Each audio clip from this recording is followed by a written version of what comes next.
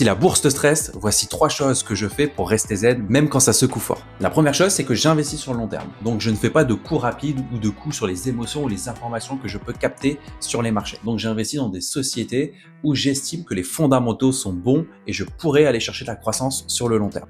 La deuxième chose, c'est que j'investis régulièrement. Donc j'investis chaque mois en fonction bien évidemment de mon salaire une partie sur les marchés financiers que j'estime. Alors comme moi j'ai un salaire assez variable, ça peut être 500, 1000, 2000, 3000, etc.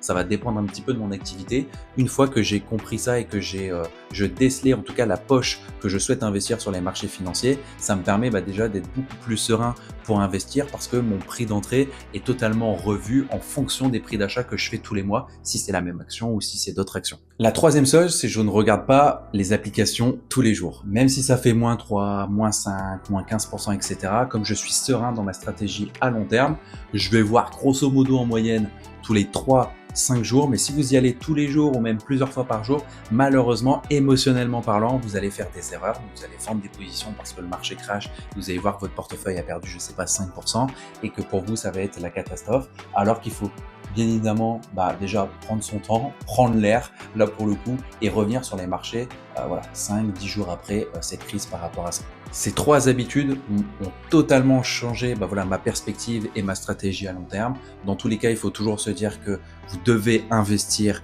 dans les phases de chaos, donc dans les périodes de crise. C'est là où il y a les meilleures opportunités, alors que la plupart des personnes, d'une manière générale sur le marché, ils achètent au plus haut et ils vendent au plus bas.